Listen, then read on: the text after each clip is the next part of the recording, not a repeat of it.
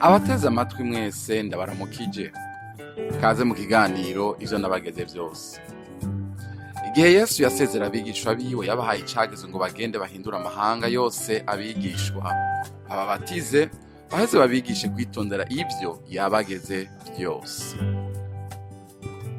Muri iki kiganiro mutegurirwa mukongera mugashikizwa na jewe Yohani Niyondiko, biciye kuri radiyo Ivyizigiro no ku zindi mbuga zikoresha ubuhinga bwa none. Turigira hamwe kimwe kimwe mu byo Yesu agomba ko tumenya, hanyuma ngo tubigendere bitume dukomeza urugendo rwacu rwo gusa nawe buri munsi. Kaze mu kiganiro cy'uyu munsi. Yesu ashimwe cyane. Mu kiganiro inimero ya 3 giheruka twavuze ku kwihana no kwizera ubutumwa bwiza. Ubutumwa bwiza buvuga iki? Ubutumwa bwiza bw'ubwami. Ubwami buki? Ubwami ubuhe? Ubwami bw'Imana. Nabibukije ko hariho ubwami Yesu yahamagariye abantu bose kwinjiramwo. N'ubu aracahamagara, ariko araguhamagarira kwinjira muri ubwo bwami. N'ubwami buri reyere, n'ubwami bw'ukuri, naho butaboneka n'amaso y'umubiri. Uwumaze kubugeramwo niwe ashinga intahe ko ari ivy'ukuri, ko ubwo bwami ari ubw'ukuri. Ubwo bwami twaravuze ngo bufise umwami. Umwami ninde? Ni Yesu Kristo yapfuye akazuka. Twaravuze kandi ngo ubwo bwami bufise amategeko, abo muri bwo bagenderako.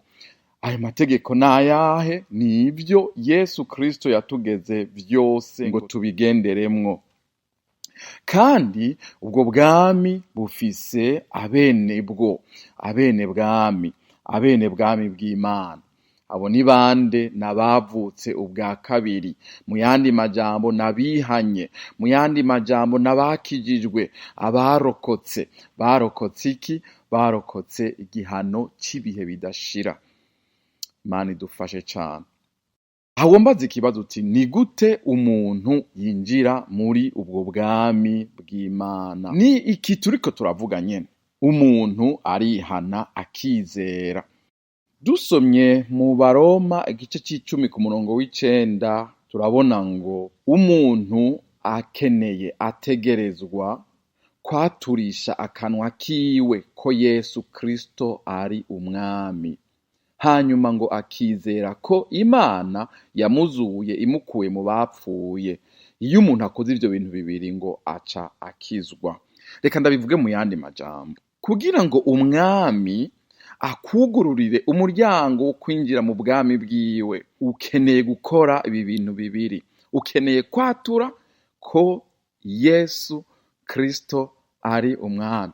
Uwo mwami uramwatura ukavuga uti Yesu uri umwami.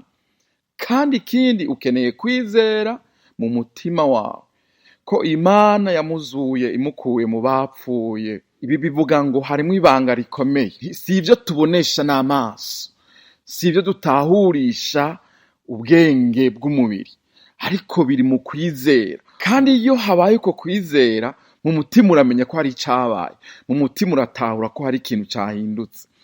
Biba ivy'ukuri, ntibiba ibintu vyo kurondeza, vyo guhwihwisha. Mu mutima uravyumva uti hari icabaye. Imana idufashe cyane. Ako kanya nyene umuntu aca ahinduka. Bivuga ngo umwami aca kugururira, ukinjira mu rugo iwe, ukinjira ibwami. Haleluya. Imana idufashe cyane.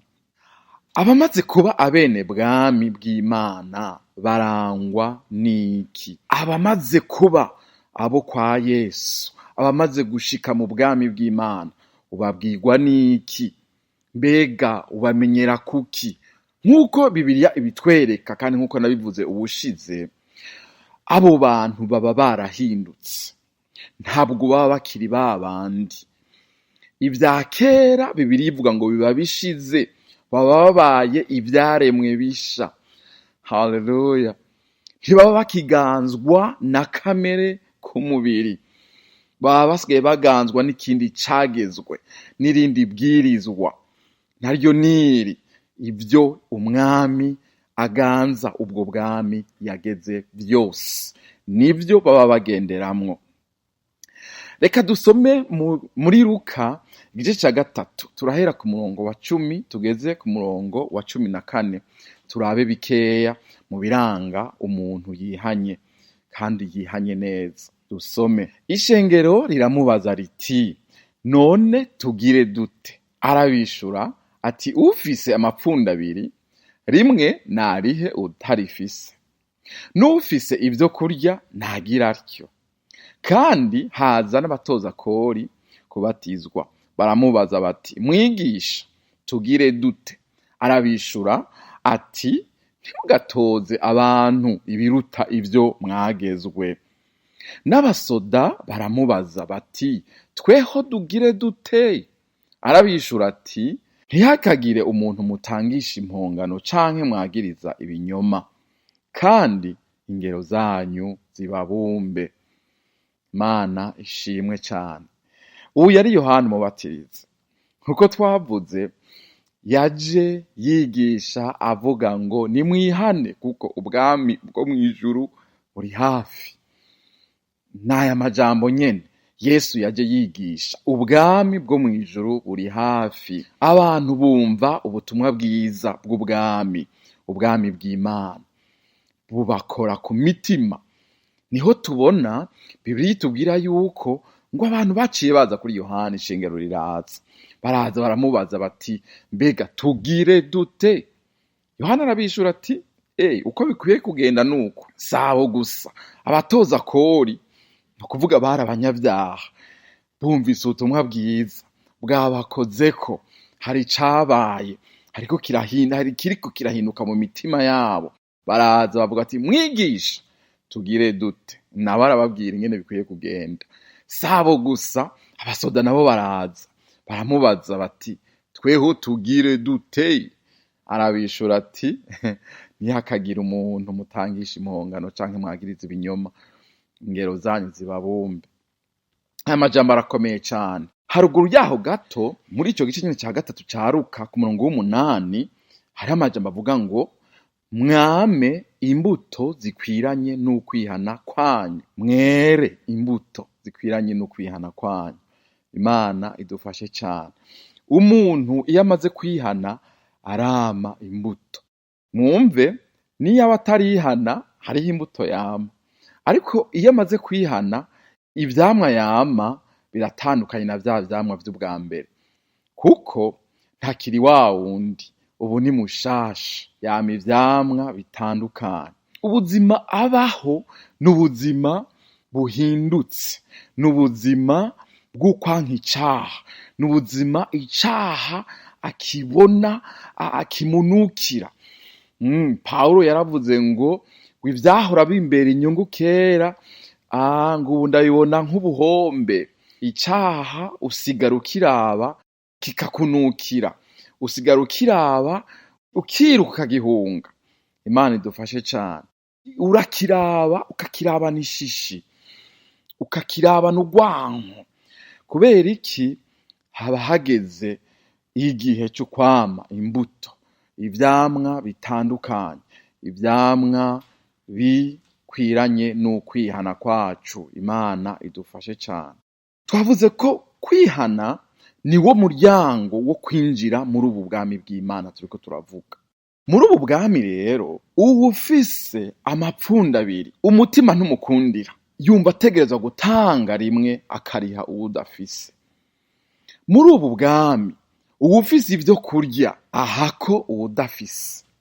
Muri ubu bwami ntibikunda yuko wumva ko worya, ko ugaburira abana umubanyi wawe, abana bariko bararira bishwe n'inzara. Abari mu bwami bwa Yesu Kristo ivyo nivyo bibaranga. Muri ubu bwami abatoza amatagisi, abatoza amakori biranka, ntibikunda ko batoza ayarenze ayashinzwe, ntibikunda ko batoza amafaranga arenze ay'amategeko yashinze. Niko biri. Bibiliya ivuga ngo ntihagire uwo mutangisha impongano, yemwe mw'abasirikare mwe, yemwe mw'abasoda mwe, yemwe abafise ububasha. Ntihagire uwo mwagiriza ibinyoma, abantu muja kuba amasura, abantu tugera iyo duhamagarwa kuba amasura ngo tuvuge ivyo twabonye, yemwe ntihagire uwo mwagiriza ibinyoma. Iki ni kiranga umuntu ari mu bwami bwa Yesu Kristo.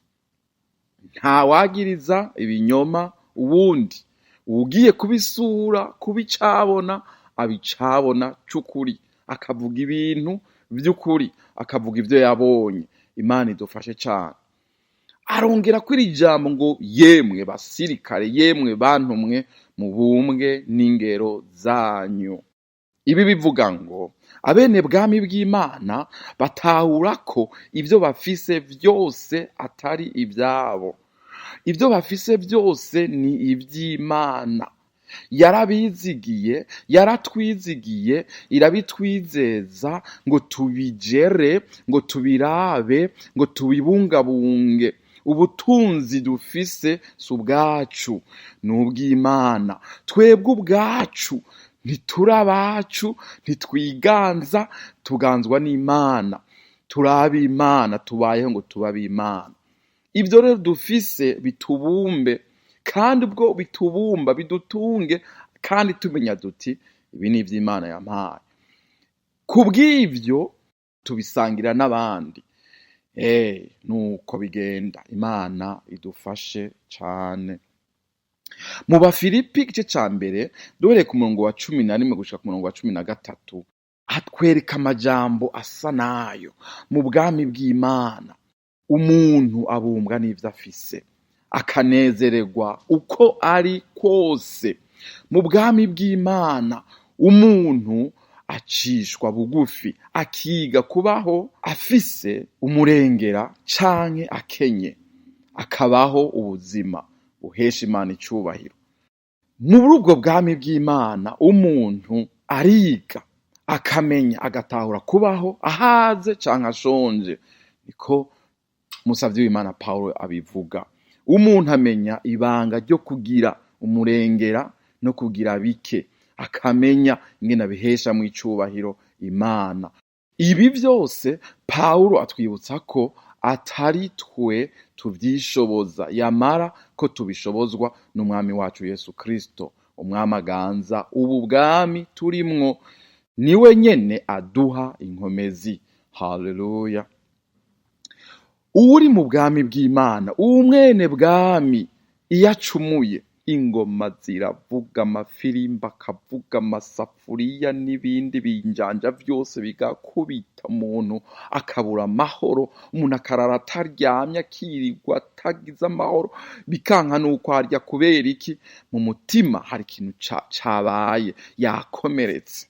Iki ndagomba kukubwira ngo ni kiranga umuntu yakijijwe.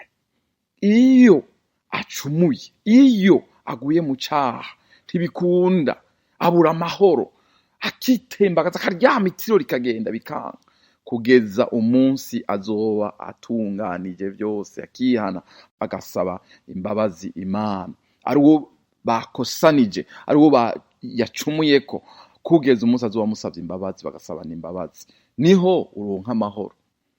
Imana ishimwe cane kubw'iki gipimo yashize muri twebwe, kubw'iki gipimo yashizeho kubw'abantu b'Imana.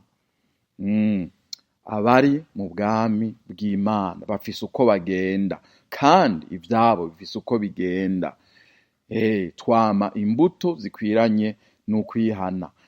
Haleluya. Hariho abantu rero banka kwihana. Muri Matayo igice c'11 ku murongo wa 20 Yesu yavuze ku bantu banse kwihana nubwo bari batumweko. Hano Yesu yatanguye guhambarira, yarahambariye cyane ibisagara yakoreyemwo ibikomeye vyinshi kuko batihanye. Ati uzobona ibara Betsaida kubw'ibitangaza vyakorewe muri mwebwe. Iyo biba vyakorewe muri Tiro ni Sidoni, baba barihanye kera, bakambara amagunira, bakisiga iminyota. Hari ababwirwa ntibumve. Hari aho Imana ikora ibitangaza mu maso ya kanaka, mu maso y'umuntu kanaka, ariko abantu bagakomantaza imitima. Aya majambo atwereka ko ubwo Yesu yakora ibimenyetso n'ibitangaza kiri hano mu isi, yabikora ngo abantu bamenye ko ari Imana, abantu bamenye kandi bizere uwo ari we, ko yavuye ku Mana, afise misiyo yamuzanye. Ni Imana ubwayo yari yaje mu bantu. Iyo yazura abapfuye, yaba ariko abwira abantu ati, yemwe murabizi yuko Imana yonyine niyo ishobora kuzura abapfuye. Ubwo rero nshobora kubikora, ubwo nzura abapfuye murabibonye. Ni ukuvuga iki? Ndi Imana, nimwizere. Iyo Yesu yaharire abantu ibyaha, akavuga ati, genda amahoro, ibyaha byawe urabihariwe. Murabizi yuko mu ijambo ry'Imana abantu barazazanirwa bati, mbega yemwe ko Imana ariyo yonyine iharira ibyaha, ibi byo tubonye ni biki? Hamwe bakagomba kumutera amabuye, bakagomba ngo bamwice, ngo ararogose. Ariko Yesu yaba ariko aravuga ati, Imana yonyine niyo iharira ibyaha. Ehe none mpariye ibyaha, ni ukuvuga ndi Imana, ni munyizere. Abantu bamwe baramwizera, abandi bamwizere. Abatamwizeye Yesu yarabahambariye ati, iyo ibitangaza byakorewe muri mwebwe, muri wewe gisagarawe, iyo bikorerwa muri Tiro ni Sidoni, baba barihanye kuva kera, baba barambaye amagunira, bagasaba Imana imbabazi. Ati none ntabwo wihanye, naho nagukoreyemo ibitangaza byinshi. Imana idufashe cyane. Yesu yaba ababwiye ati, nyamara nimwizere, ehe ndi Imana.